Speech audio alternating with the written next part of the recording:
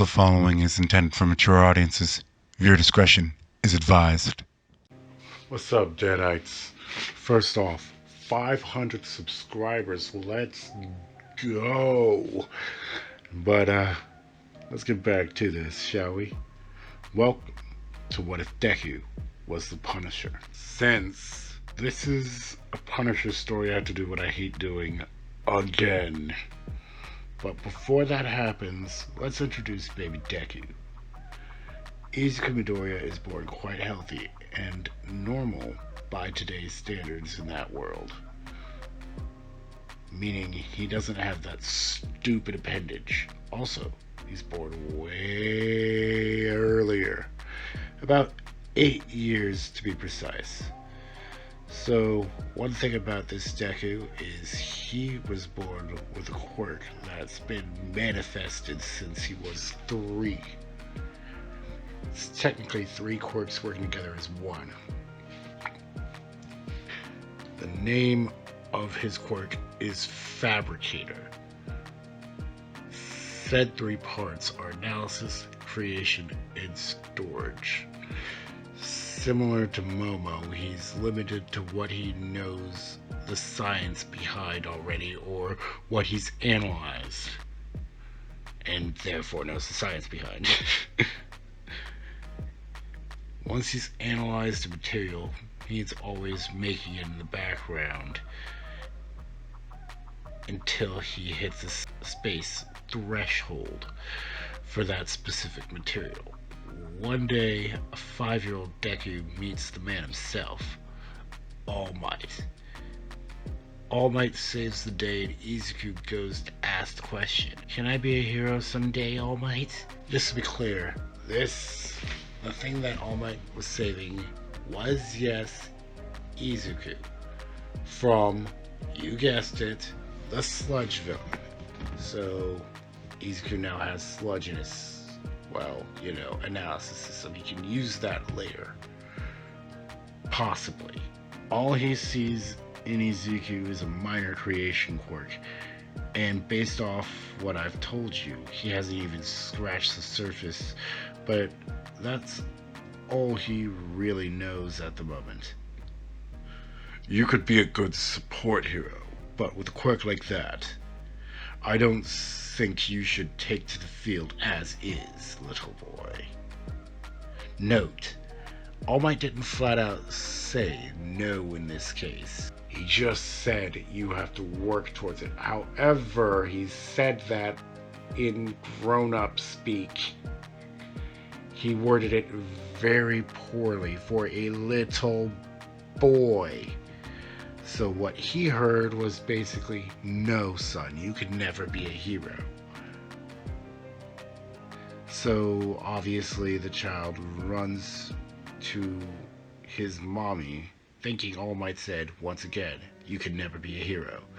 It took a while for Inko to get him to stop sobbing. Izuku has studied how some weapons work.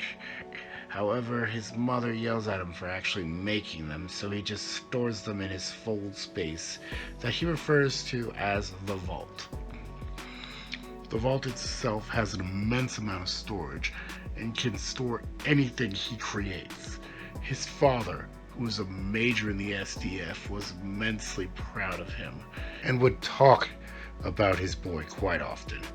So like usual, for this to work, I'm taking liberties with his father. His dad had a far less powerful version of Fabricator and was happy that his boy had such a strong quirk. You know how with Fabricator he can create, manipulate, analyze, upgrade things as needed. Well, yeah, the major here can only upgrade things. When he was informed of what All Might said to his boy, he even had a small discussion with him. Frack All Might. Who is he to say what you can and can't be, son? You can be whatever you set your mind to. Inko, we're moving to the barracks. Izuku is going to work with Daddy and go school there as well. The academy will give you the strength you need, son. Just you wait. Inka was slightly against this at first, but she saw how much happier Izuku had gotten. The drills in school were one thing, but he'd go with his dad to train with the actual soldiers for combat and weapons training. He got the hang of it quite quickly and was making rather powerful guns. His favorite at the moment was the Dragonov. It took him a while to make one that the have a kick that would send him flying, but due to his quirk, he'd be doing a lot of reading. While he could just break something down and analyze it, he didn't want to get yelled at by the Major again, even if he could just recreate it. That wasn't the point. His intelligence would far exceed the education the Art Academy had to offer, and Izuku was sent to go to one of the more prestigious schools in the area. During his time in school, he made a friend in his homeroom. Her name was Fuyumi Todoroki. The two got along famously, and Izuku had been invited to dinner and even asked to stay by her brothers. He'd do so often, but mostly so he could spend more time with Fuyumi. She was a good person to be around and really fun. Let's fade to Enji and Rei having a small conversation. I want to say Rei is currently visibly pregnant with Shoto. Enji, what do you think of Izuku? Rei asked her husband. I approve of the boy. I think he's a good influence on Fuyumi. His military upbringing taught him values rather quickly. He tends to mumble sometimes, however. Other than that, he's a good boy. As if on cue, a half-sleeping Izuku walks for the toilet. He's been there enough that he can just do so on muscle memory. He takes the leak, flushes, and heads back to bed. Wash your hands, young man. Deku just uses his quirk to produce a bottle of hand sanitizer to clean his hands and hands it to Rei. Keep in mind, he did this while barely awake. That boy has potential, dear. He could be a great hero one day. I mean, look at his muscle tone. Izuku was wearing a Captain America onesie, but as far as his muscle tone went, he's around the level of post-Piccolo training Gohan. I know that in DBZ they made him look slightly scrawny, but let's be real here. No one survives that level of training and doesn't have some muscle to show for it. So let's just assume it. But back to the point. He was rather well built for someone his age, considering that this is an 8-year-old here. I'm gonna assume that he's in the same room as Fuyumi. Before he can go back to bed, Enji picks him up. Let's get you to bed. Enji deposits Izuku on the Western-style bed he had made for him and Fuyumi to sleep on. Of course, Enji got a good feel of the bed. Well, damn, this is comfy. He got Rei and had her feel the bed as well. He would later ask Izuku to make a bed for them like this one. You've all read the title. I can't do a Punisher story without doing something like this, so here we go. I'm sorry, Izuku. 2 more years have come and gone to see a different kind of Deku. He can make just about anything with his quirk, provided once again he knows the science behind it or breaks it down so he, knows the science behind it. It's easier if he already knows it, though. Izuku spent the years since he's met All Might training both his mind and his body, and is currently sporting Teen Gohan level body. So bullying is not really a thing here. That and Bakugo's like 2 years old at this point. I'm gonna step off script for a minute. The Gohan we all know as Teen Gohan wasn't even a teenager during the Cell games. He was like, what, 9 years old? But I digress. Back to the point. It was Parents' Day, but Endeavor couldn't make it that day due to work, and besides, Fuyumi was sick anyways. However, that day, a set of, no, not even villains, these were flat out terrorists, who were hiding from, you guessed it, All Might, took the school hostage.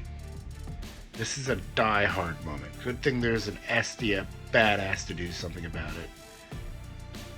He makes the leap, but Deku stops him. I'm going with you, old man. I've trained for this. The Major nods his head, and Deku makes a shotgun for the teacher while his dad reinforces the entire room. Mostly the door, though. Deku works on the glass as well. The glass turns into bulletproof glass, so there's that. And he also helps his dad with the walls by strengthening them further. But not too much, since they're gonna need Deku's, well, resources for other things. Now remember, the Major's quirk is immensely watered down in comparison to Fabricator. Police and heroes aren't going to risk this situation. I've made this room more secure than Fort Knox, so the only way to get into this place is this door. If anyone that ain't us comes in here, you shoot. You hear me? I don't care who they are.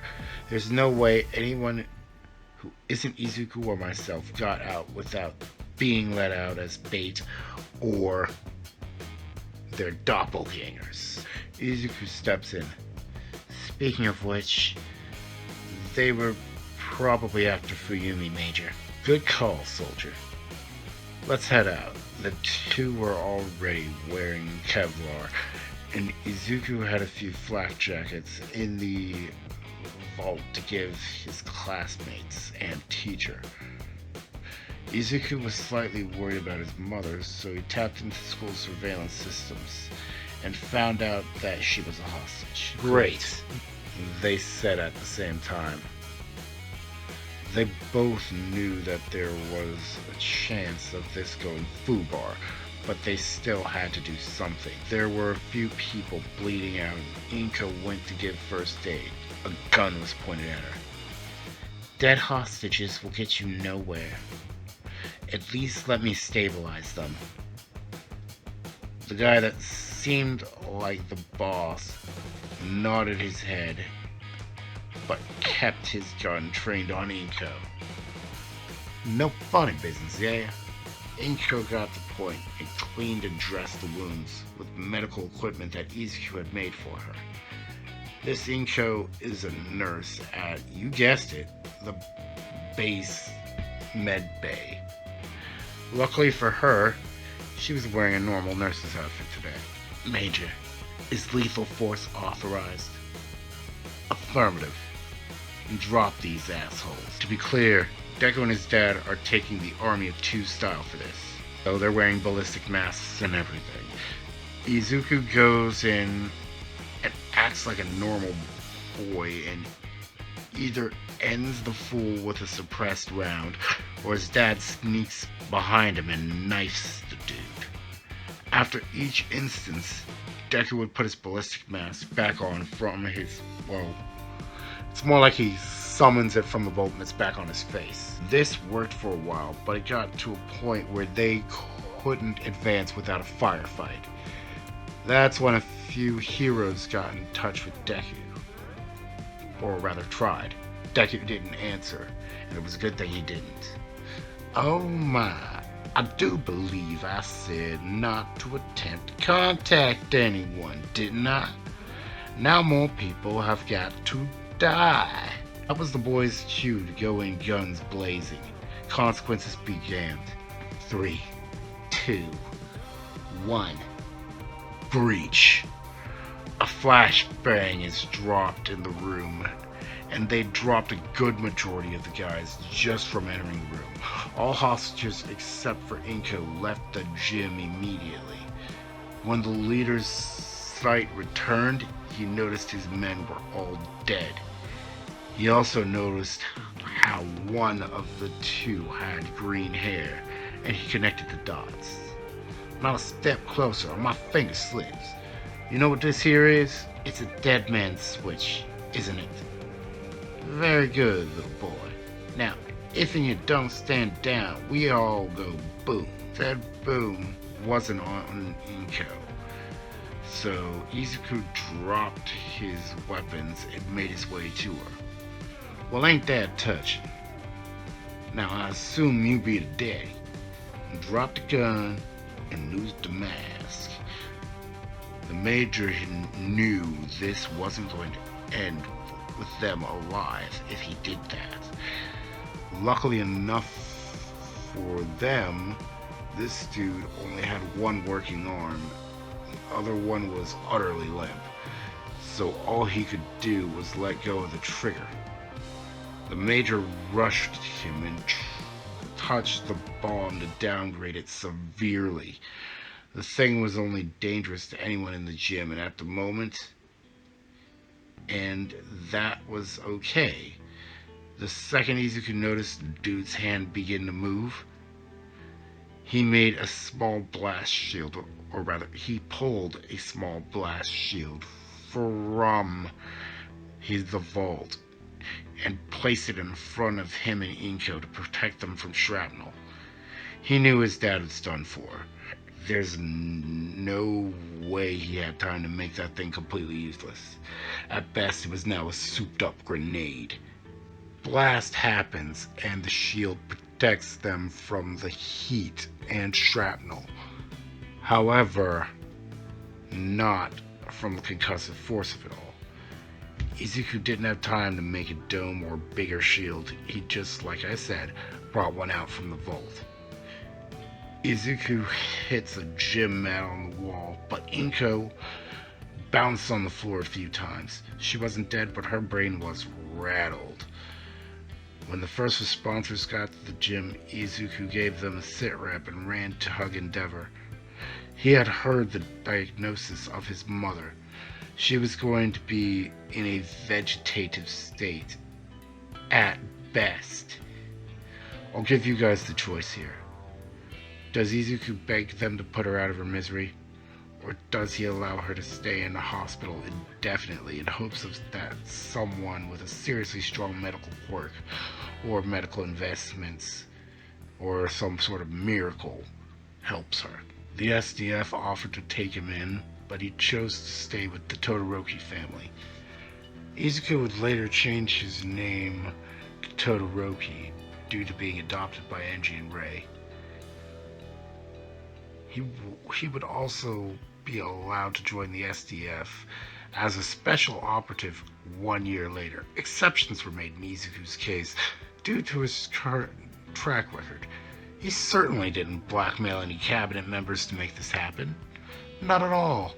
Not at all. He would be given a rather unique name to boot, the Punisher. The symbol he wore on his chest and his ballistic mask was, well, the skull his father had on his back as a tattoo. A newspaper read, "Local villains were punished." That got a small smile out of him. However, he was busy at work at the moment. And just to be clear, that newspaper literally flew up. His mission today was to drop as many hostiles as he possibly could so the heroes could mobilize on location. In this instance, Izuku had made like an air rifle of sorts. He's shooting air at the moment. Izuku's just shooting down bogeys left and right. 1 batch, 2 batch, penny and dime. He was getting more action than All Might himself, but speaking of which, he was nowhere to be seen. Izuku taps into the security to notice that the VIP is in serious trouble. The heroes are dragging their feet. Where the hell was this Pops anyway? Oh yeah, that's right. He was on a security detail for some cabinet member while Izuku had to rescue some rich brat. HQ, I'm going in. Copy that, Punisher. To say it was anything less than some John Woo stuff would be a lie. When one gun got empty, he'd swap out for a full one or change weapons entirely. And when a few of them got close enough, he'd summon a katana. The JSDF managed to get their hands on a Muramasa that got lost in transport temporarily. That allowed Izuku time to, analyze and copy it for him. Now, this Muramasa is a strong-ass katana. Ever seen Kill Bill? The Hattori Hanzo sword is the closest thing I can compare it to. The bodies were dropping left and right, and limbs as well. And then we get to the part he hates most. The standoff. Well, I'll be damned. This girl was important enough that they sent the damn Punisher. Look, pal, there's nothing you can do. You so much as move an inch, and I'll burn her alive with my quirk. Now, this guy is no endeavor, but once again, fire is fire. Izuku noticed a shadow behind the bad guy and just kept him talking while in comes Cloak and Dagger behind him with All Might, who just chops the fool in the neck. You didn't have to kill so many people, Punisher. Cloak and Dagger retreat afterward. Their job was done. Hey, I don't want to hear that from someone who tells a 5-year-old boy that they can't be a hero. And like that, All Might connects the dots. He knew Izuku's sad story, but he had no idea that he was part of the driving force. All life signs were taken care of, and the two head back with the remaining living. Encased in goo. They ain't going nowhere. Now, Deku didn't just mercilessly kill people. Most were on death's door, but his confirmed kill count has increased. Now, 48,502 is just ridiculous. So I'm gonna say that Deku has a confirmed kill count of 150 as of today. He killed 48 goons just getting here. 12 of them, including the head honcho, were still alive. Just missing some limbs. Leave the limbs that have fallen. They belong to me. The captive tried and failed not to laugh at that. By the way, the captive was Momo Yaoyorozu. Izuku made an armored car with Momo's help, and the three made their way home.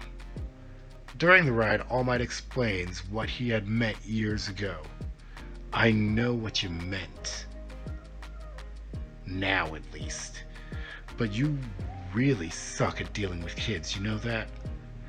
Your wording was horrible, and I hated you for years. Let's not forget who my adopted father is in this case. Either way, however, we made it home, and there we got the ringleader of this mess. So he should be giving us some valuable intel on how they even got their hands on Miss Yaoyorozu here. Don't worry, sweetheart. We'll get you home just fine. Momo was like 6 years old at the time, and Izuku's about 13. So keep that in mind, please. She'd be reading she'd be reading a lot considering her quirk. And Izuku was right there to instruct her on what to do and how it worked, so that helps. Before you ask, Fabricator did the bulk of the work for the car. All Might is driving the car, by the way. Momo is reunited with her family, and the spark to become a hero is lit within her. All Might walks back to the car, so too does Izuku. So since I failed to give you this descriptor earlier, Deku has Buu Saga Gohan level body. This is a rather nice vehicle you've made, Izuku. Despite your despair, you must have felt as a child. You have mastered both your body and your quirk. I have something I must discuss with you. Go offline, please. Izuku does as asked, and All Might makes the offer. And of course, he accepts it. What do you think, Deadites?